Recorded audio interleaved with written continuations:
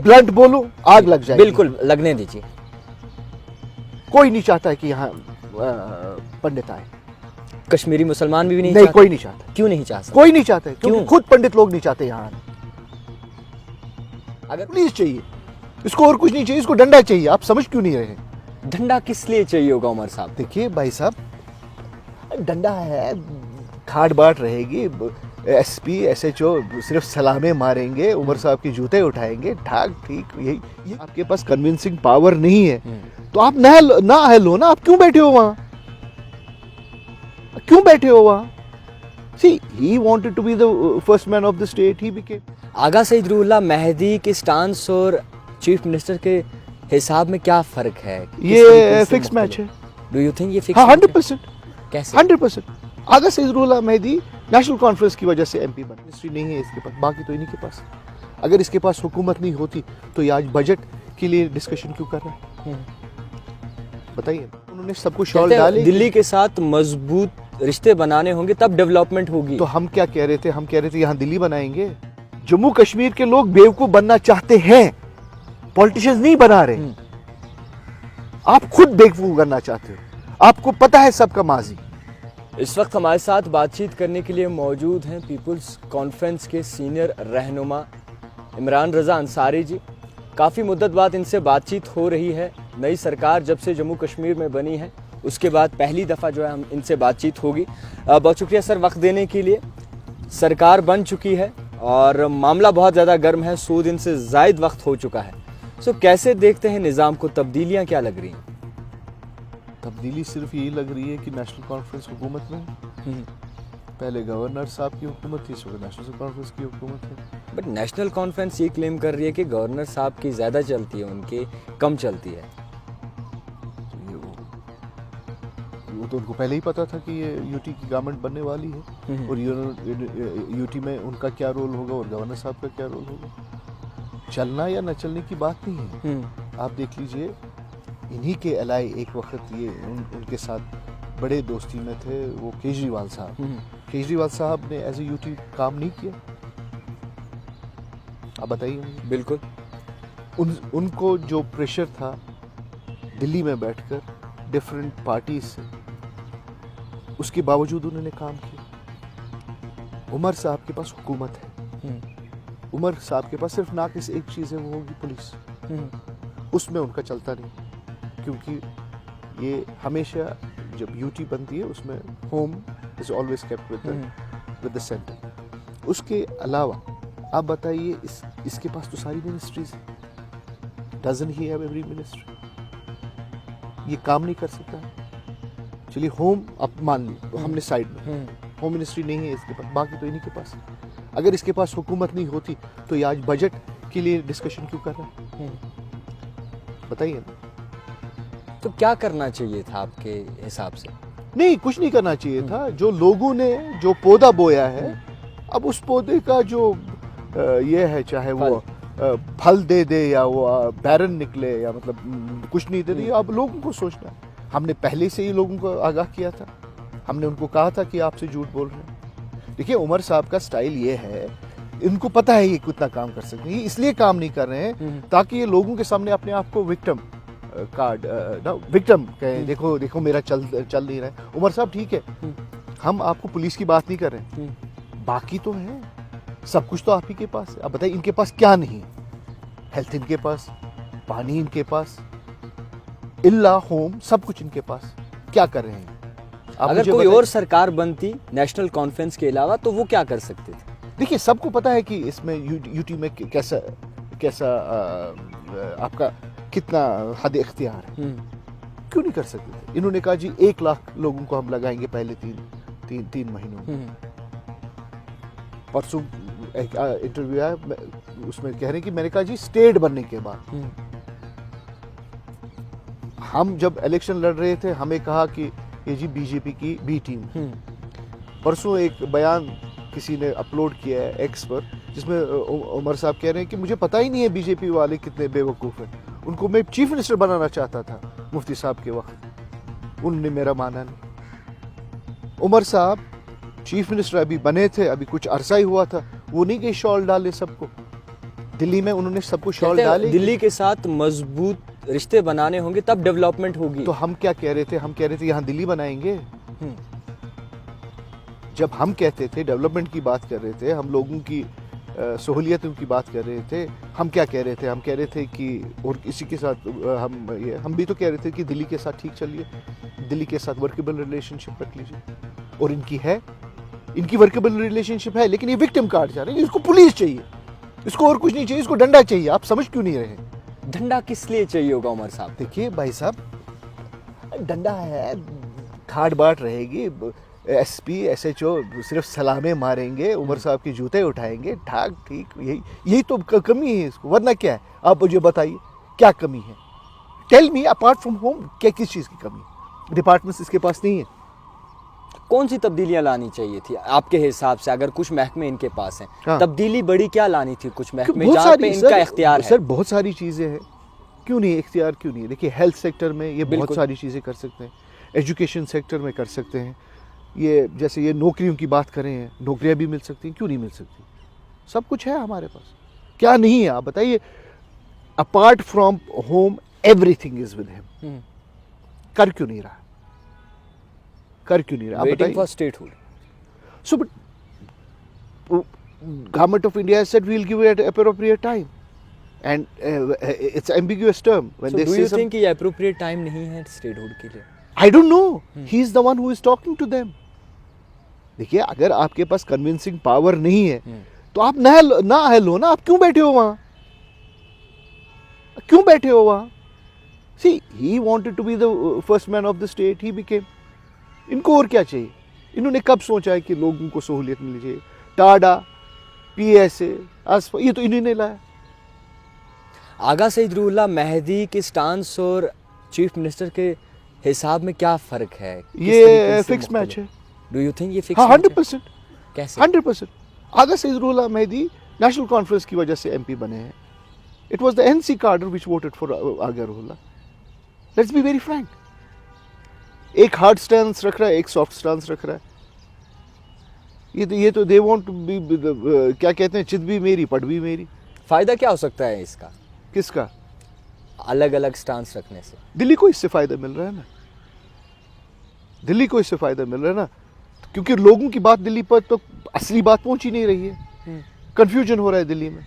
इस वक्त जितना कंफ्यूजन दिल्ली में है towards the state of Jammu and Kashmir, कभी मैंने देखा ही नहीं। Tell me one thing, a person, इन्होंने कहा 370, 35 ये भी करेंगे, ये भी करेंगे, वो भी करेंगे। कहाँ हो रहा है? यहाँ एक लेजिस्लेटर ने बिल लाई, कहा कि हम यहाँ शराब बंद करें। आपने देखा होगा इनका स्पोक्समैन, एक्स स्पोक्समैन, उसने क्या कहा कि हमें स्टेक होल्डर्स से बात करनी। दैट मीन्स उस आदमी ने टेंट कर दिया एक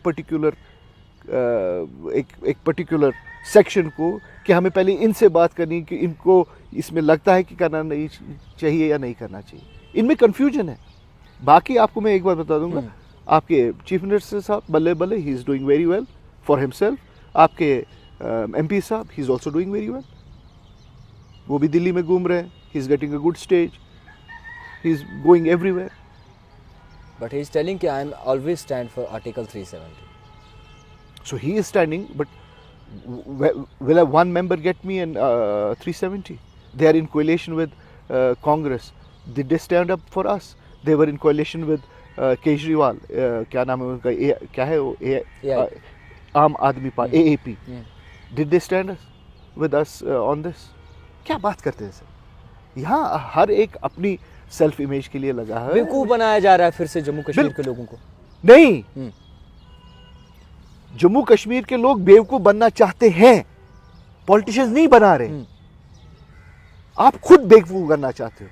आपको पता है सबका माजी आपके पास है, लेकिन तब भी आप झूठ के सहारे आप अपनी जिंदगी बसर करना चाहते हो। यू डोंट वांट एनीवन कि जो आपको पूरा प्रॉपरली गाइड करे कि क्या सही है और क्या गलत है।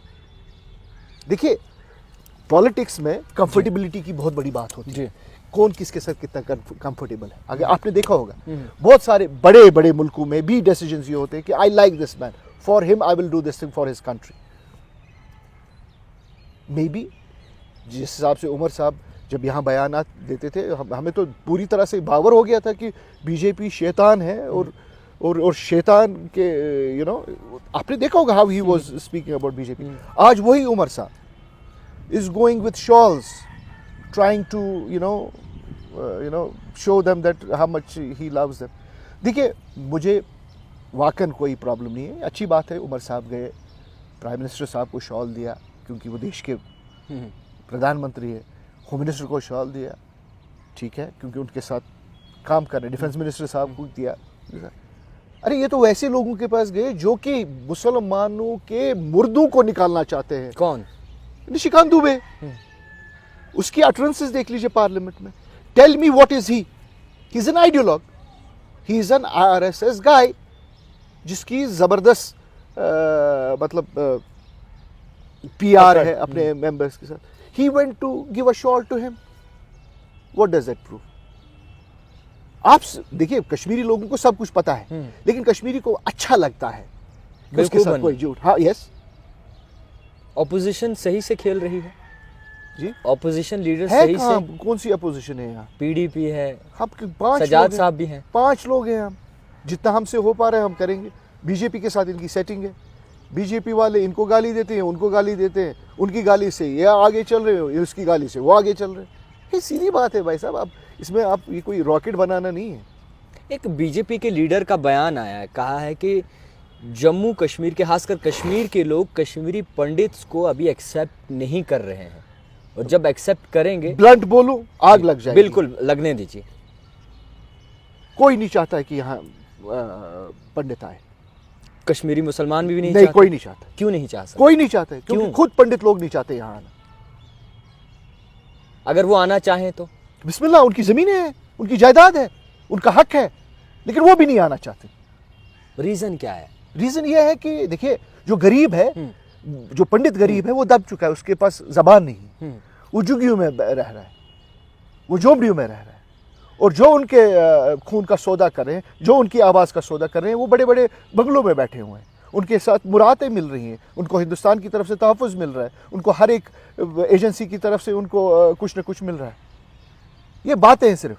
अगर बाज़ाब्ता तौर पर पंडित बरादरी आना चाहती है, वो आए, हम उनका इस्तकबाल करेंगे। मगर बीजेपी के लीडर कहते हैं कश्मीरी नहीं चाहते कि पंडित जो है घर वापसी करे। तो मैं ये कहूँगा कि बीजेपी नहीं चाहती है, क्योंकि ये चाहते हैं कि हमेशा फिर ये तनाज़ा जिंदा रहे कि पंडितों को नहीं कश्मीरी आने दे।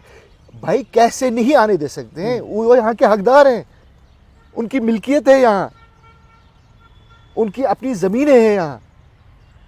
अगर कोई मुसलमान उनको रोकता है उनकी मिल्कियत पे आने से, वो फिर मुसलमान ही नहीं है। आप समझ रहे मेरी बात? वो मुसलमान ही नहीं है। अगर कोई जबरन उनके प्रॉपर्टीज पर कब्जा करता है, वो मुसलमान ही नहीं है। ये हमारे दीन में नहीं है। I don't know who is interpreting our religion. जब तक कि इज़्न ना हो, जब तक कि इकरारनामा ना हो, जब तक कि शाहिद ना हो, तब तक हम उनकी किसी चीज़ को हाथ नहीं लगा सकते हैं। ये उनकी चीज़ें हमारे पास महफूज हैं, हमारी गर्दन पर हैं। कल हमारे को अल्लाह ताला पूछेगा कब्र में, कहेगा कि एक शख्स जिसकी जहाँ मिल्कियत थी, आपने कैसे उस पर कब्जा किया जबकि वो बेचारा मुसीबत में था। अच्छा, जिस तरीके से आपका सियासी सफ़र रहा है, तजुर्बा बहुत ज़्यादा है, आज कैमरा पे आप हैं और एक सवाल आपसे पूछा जाएगा। प्रिडिक्शन क्या है आने वाले वक्त में जम्मू कश्मीर की सियासत किस तरीके से चल सकती है? क्या बड़ी तब्दीलियां हो सकती हैं? Nobody can predict Kashmiri, nobody. Let me frankly tell you, Kashmiri को अगर प्रिडिक्ट किया है, वो नेशनल कॉन्फ्रेंस ने किया है। उनको पता है इसको कब जलील करना है, इसको कब मिठाई देनी है, कब इसको धोखा देना है, क्योंकि उनको पता है कि कश्मीरी किन किन धोखों में फंस सकता है। मैं कोई प्रिडिक्शन नहीं कर सकता। लगता है 370 याद है नेशनल कॉन्फ्रेंस को? तो इनको तो पता ही वो नहीं मिलेगा।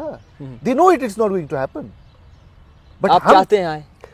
हम ये चाहते हैं कि ये जिंदा रहे। कल हम हमारे पर ये तोहमत ना आए कि जब 370 उठाया गया, 35 से उठाया गया, आपने कोई बात नहीं की। हम ये बात करना चाहते हैं, we want to just keep this thing. लेकिन एनसी वाज द बेसिक पर, यू नो, ये तो देखिए ना, क्या बताऊं मैं आपको जी।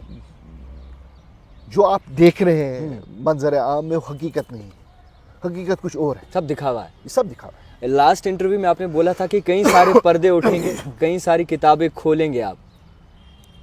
वक्त पर तो खुल रही है ना, आप देख रहे हैं ये क्या जो इस वक्त अनफोल्ड हो रहा है, वो किताबें नहीं खुल रही हैं क्या? आप मुझे बताइए, उमर साहब कहते हैं कि एक ड्राइवर को बेगुनाह मारा गया बारामूला, ठीक, बिल्कुल स्टेटमेंट दी उन्होंने। उमर साहब, आपके साथ 50 लोगों की टीम है, आप 50 लोग क्यों नहीं गए दिल्ली में, वहां क्यों नहीं बैठे, उनको इंसाफ क्यों नहीं दिलाया? होम नहीं है ना उनके पास, because he can not do anything. No. So at least he can go, at least he can go to the governor who is handling the home, उनके साथ बात करें, उनको कहे ये क्या हो रहा है। गए क्या? बट वो स्टिल एक इंटरव्यू में कहा कि उनके एलजी के साथ ताल्लुकात ठीक नहीं बन रहे, सो वक्त आने पे वो खुलासा करेंगे। वो तो वक्त आने पर ही बहुत सारी चीज़ें कह रहे हैं, तो अभी तक मुझे नहीं लगता है कि जैसे बाकी तीन वो कह रहे थे 3 महीने में ये करूँगा, वही हो सकता है 3 साल के बाद कोई खुलासा कर ले। सो आखिर में एक ही सवाल रहेगा, क्या कुछ कहना चाहेंगे तमाम आवाम से, क्योंकि कश्मीर की आवाम काफ़ी आपको जानती भी है और आपको तजुर्बा भी है सियासत का, सो अवेयरनेस के लिए क्या कुछ कहना चाहेंगे? देखिए, इन्होंने एक पौधा बोया, अब जो कुछ ये हो रहा है ये उनके बोई चीज़ है, चाहे वो अब फूल दे रही है, कांटे दे रही है, सेब दे रही है या नींबू दे रही है, you have to accept it, you are the ones who have done it. इसमें कोई बाहर की मुदाखलत तो थी नहीं, इसमें तो हम ये नहीं कह सकते हैं कि किसी ने मुदाखलत करके, लोगों ने ऐसा चुना है, as you sow you reap. एक और सवाल आया याद, आपका जिस तरीके से सियासती सफ़र रहा है, कभी भी लोगों ने आपका भरोसा नहीं तोड़ा है। इस बार जो हुआ बिल्कुल अलग हुआ। किस हिसाब से? कई सारे इंतखाब, मतलब कई सारे इस बार इलेक्शंस में बहुत ही ज़्यादा पीछे चले गए और आप कुछ चंद वोटों से हार गए। सो क्या लगता है इसके पीछे क्या आइडियोलॉजी हो सकती थी? नहीं, देखिए, मैं आपको एक बार बता दूंगा, फर्स्ट ऑफ ऑल हमें जो लोगों को बावर कराया गया कि ये बीजेपी है, they are affiliated with BJP. दूसरा, ये सारी तंजीमें थी और हो सकता है मेरी तरफ से भी कहीं कोताही हो, मैं पहुंच नहीं पाया होऊंगा कहीं, या किसी के दिल को छू नहीं पाया होंगे। So I accept the verdict. ये लोगों, ये जानतकार है, they have chosen somebody else, it's wonderful, let them test him also. खैर, बहुत शुक्रिया वक्त देने के लिए। इमरान रज़ा अंसारी इस वक्त हमारे साथ मौजूद थे। देखते रहिए द टाइपराइटर जावेद खान के साथ।